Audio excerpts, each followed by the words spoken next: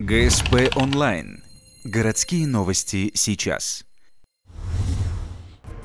Четверг, 10 утра, дом номер 5/2 по улице Космонавтов. Ночью здесь, в квартире 227, на последнем этаже произошел пожар.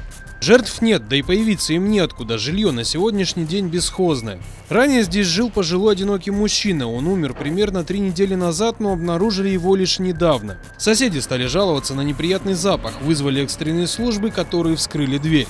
С этого момента начинается совсем другая история. Мужчину увезли, однако вскрытую квартиру опечатывать и закрывать обратно никто не стал. По словам некоторых жильцов, она превратилась в притон.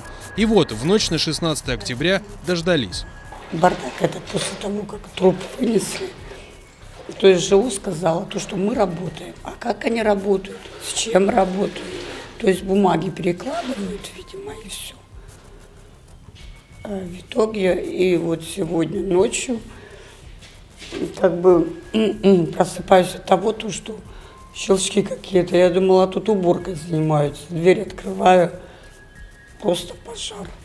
Как рассказывают жильцы, они обращались в управление ЖКХ, администрацию и другие инстанции. Реакции не последовало. Теперь на этаже стоит удушливый запах гари, а стены и двери покрыты слоем черной копоти. Кому все это убирать, опять не ясно. ГСП онлайн продолжит следить за развитием событий. В ближайших выпусках мы попробуем получить комментарии у городских служб о будущем сгоревшей квартиры.